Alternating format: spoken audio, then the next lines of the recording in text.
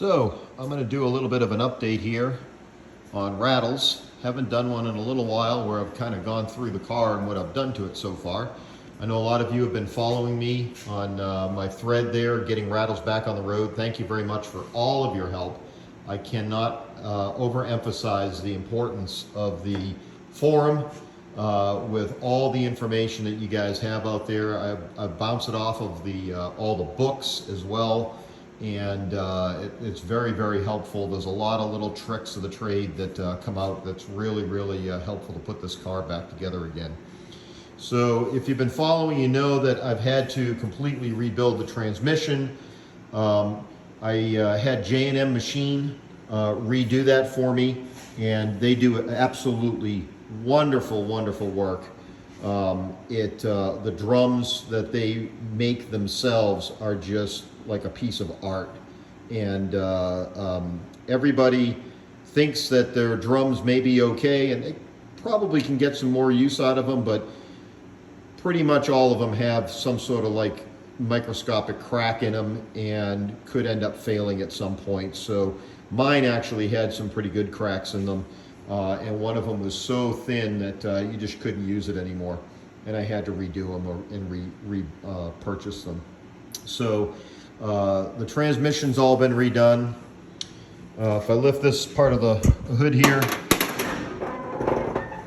and you can see that the motor has all been redone. The only thing that I didn't do to the motor, and I know a lot of people are going to hate me for this, was I did not do the crankshaft, I did not do the bearings or the pistons. However, it does make pretty good compression, and it does pull up hills in the neighborhood here pretty good. I'm pretty impressed with it. Everything else has been redone. All the coils have been redone. The generator's been redone. All the wiring's been redone. If you've been following me, you know I still have to change this sediment bowl out. I've had a leak down here where the lead gasket is, and also the actual valve itself leaks. I've tried polishing it. I've rebuilt the whole thing. I put the easy turn in there, lube. I've done all that, and it's still causing me some problems. I'd rather just replace it for now and not have any gas leaks. But carburetor's been rebuilt. The car does not leak any coolant, which is kind of nice. Of course, it leaks oil. They all leak oil. And now, hopefully, when I change this out, it won't leak any more gas. So that's all been redone. You can see that side of it. If I turn and look at the other side of the motor here,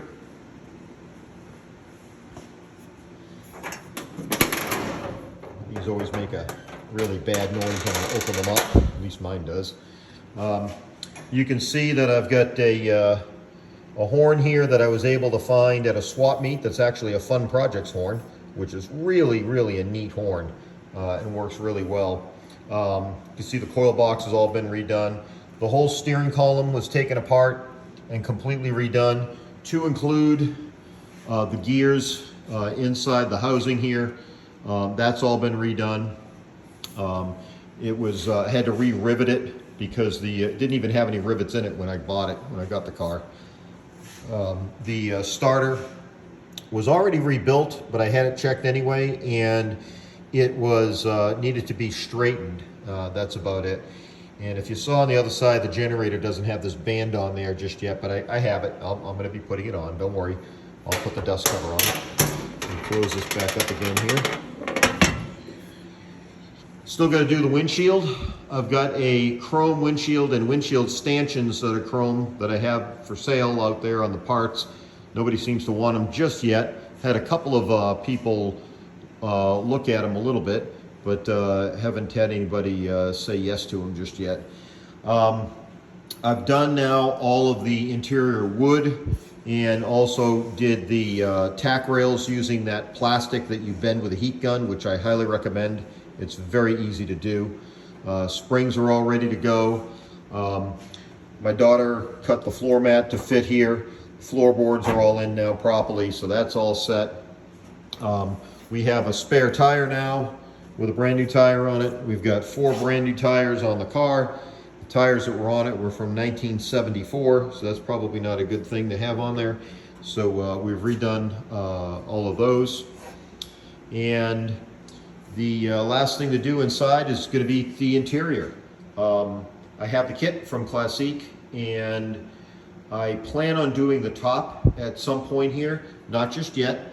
I have, if you look up here, next to my Velvet Elvis up there, there's the wood right there for the top bows. And then I also have the metal parts of the top bows up in the attic here in the garage.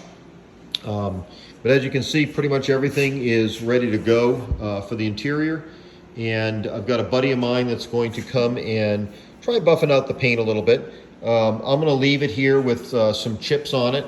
I don't mind, just because I want it to be able to drive it and not have to worry about having chips or scratches or anything in the car, and be able to have kids crawl all over it and not really worry about it. So I'm not too worried about that. For the front end, the kingpins on here are pretty good. I mean, can I get them to move? I suppose so, but it's very, very slight. I mean, it's almost microscopic. And it does not wobble around when I drive it. It tracks really nice. Everything seems to be pretty good on it. However, I really do want to rebuild the front end, just because it's a good thing to do. And so, also, if you've been following me, you've seen that in here, I was able to pick up some new old stock spindles. I've got a lot of the bushings and the 2 new kingpins here. I got some more bushings here that I can rebuild the front end with. And then probably the most important thing that I got a year ago or so, if I go over here on the back side of the Charger, that is a axle that has been straightened, as well as it has the inserts done with the Stevens axle tool, and it is ready to go. So that's probably one of the hardest parts or hardest things to end up doing if you don't have the right tools. And I'm going to basically try to build a new front end for it and get it all together perfectly, and then just swap it out. I'm also going to redo the rear end as well. I checked with a camera to look in the back and see that, yes, I do have, looks to me like bronze thrust washers in there when I looked at one side. However, I'm not going to assume that the other side is done correctly like that either. So I will pull the rear end apart on the car here eventually and double check that and make sure that that's all okay. So that's the update on Rattles. It runs fairly well. I'm pretty impressed with it. And it seems to go okay. And the car hopefully will get a lot of use here in the near future, here in the summertime. And that's the update. See you out there on the web. Bye now.